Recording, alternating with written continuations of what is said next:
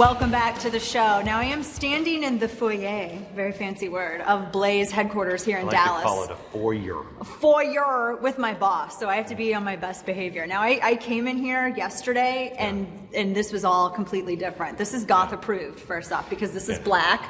Yes. Love the black. Well, that's actually chalkboard, and so Perfect. soon it will have art up there. Yeah. And then we have all of this street art, which I remember seeing this. This was first in the hallway, which we'll go see later. Yeah, I the love wall this. is being taken. That wall is going to be removed here, and next week it comes down. But so this is the finished art that we never finished in there, and obviously it's the giant of the New York Times and the media. Yeah, and this these are is my actually favorite. these are actually all things that the media, that the New York Times said about me. I love it. Okay, and this is just the. This is you right here. No, it's just the average You person. kind of look alike today. I know. It's the average person, and the Blaze. Going just after the Goliath. Going after Goliath. Changing the media landscape. Yeah. New media versus old dinosaur propaganda. Yeah. I love that. Is this going to reappear? If you're taking this down, will this still No, this continue? stays. Okay, it won't this stay stays. in there. Okay. This one stays here. Perfect. And that's why we finished it, because it has David slew Goliath with 5 smooth stones. This go is, get some stones. When I see this is what we do here. This is the Blaze right here, because you take these people on every single day. It's inspiring to see this right when you walk in the foyer. Yeah, foyer. And see it. We did the 5 stones that we've been talking about. What are our 5 stones? And we originally thought, well, television, internet, radio.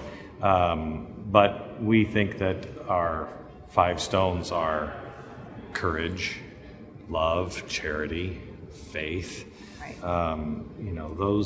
Those principles, because those are the only things that will stop you from being fat. Exactly. In the end. The giant does not have that. Yeah, so no. take us on a tour of all of this street art that's in the studio now, because there's something new every single day. Well, you check back in 5 weeks. You have like elves, like those shoe elves that come out at night and do all of this There's stuff. some amazing things going on. This back here on the stairs, by the stairs, this actually behind it is keep calm and carry on. The old British slogan from World War II. Which I think is awful myself. I know everybody likes it, but I actually think it's awful. Keep calm and carry on.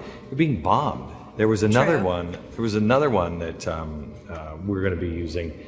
That is, I can't remember exactly what it was, but it's like freedom is under siege. Right. Stand and fight. I agree with that. I have this, and I'll confess this. I have that framed in my Eden kitchen. Do you really? And one of the reasons that because I thought, I fist in the air against the monarchy, but at the same time, there was something that Rudy Giuliani had said in the aftermath of 9/11, and everyone was asking him, how were you able to keep it together? And he said something that stuck with me, that if you remain calm, this is what my dad always told me, if you have the calmest head in the room, you can figure your way out of any situation. And that always kind of stuck with me, especially the industry, especially at your level, but the industry that we work in. So I always kind of had that in the back of my mind. But this is a completely new way of looking at it. I think keep calm and carry on is sort of kind of like George Bush saying, hey, you should go shopping.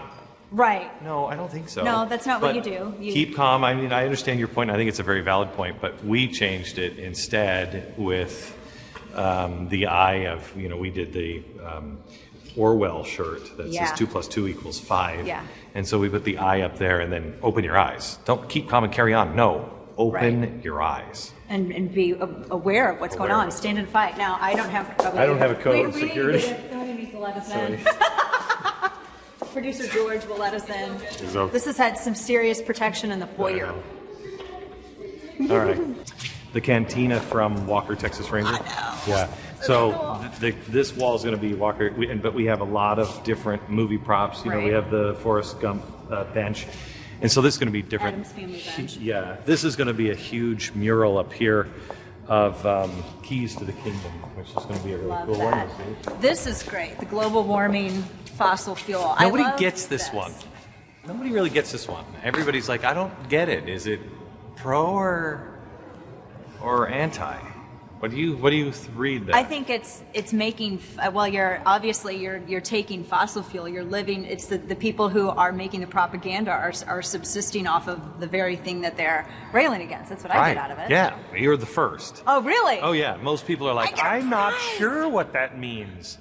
But yeah, it is global warming, and global warming is actually good. You're getting it from the globe, and it's warming you, and it's keeping you warm. Exactly. When you and replace whatever that is, when you got something, on. then you let me know. That's supporting that whole pipeline is supporting that. I love that. And I love the fact that you're incorporating street art into this, because I think this is the new propaganda. It's the new handbills. It's the new, street team for indie bands. I love that it's represented here, because that's the new art. We're so used to being the establishment, I guess. Right. We're like, well, yeah, we're going to play by the rules. And the establishment's not even playing by the rules. No. And so it's time to realize that we're in the Banksy position. Right. We are the revolutionaries. Right. We're the street artists. We're the ones. This is exit through the gift shop, sort of. Yeah. That's exactly what. Well, this whole territory here, these walls are coming down, and this is going to be an amazing place. This is going to be my office in here. There's another robot out in the back the studio lot, and they have to have their heads put on, but they will be in this area. And then you have Senator Rand Paul, and I was here when you did that. You invited him to vandalize the walls. I did. And did you hear that? I think it was CNN actually called him and wanted to know how he got so good at, I think, vandalism, or how he learned to do, and he's like, it's my signature. I wrote it's with not that spray hard. paint. Yeah, that's all I did. Now the Rand Paul 2016, what does that signify? This is all, this was just for the interview. This whole wall's coming down, and actually we're going to take that wall, and we're going to take that and auction it off for Mercury One, because I think somebody will want. Yeah, somebody's going to want that. Yeah, so we'll auction that off for charity. Now the lemonade stand, which I love this. Yeah, here, I'll walk with you over here. Lemonade stand is. This is great. I mean, I never thought we would get to a place. Yeah. Like this. Well, and the little girl who baked cupcakes in Belleville, Illinois, they didn't inspect her kitchen, so she was shut down. I know, and I mean, here we are. It's the food police. It is. Here we are, where they'll shut down people. And coming in with SWAT teams. I mean, I don't understand. We're supposedly on the wrong side. We're the fascists. Right.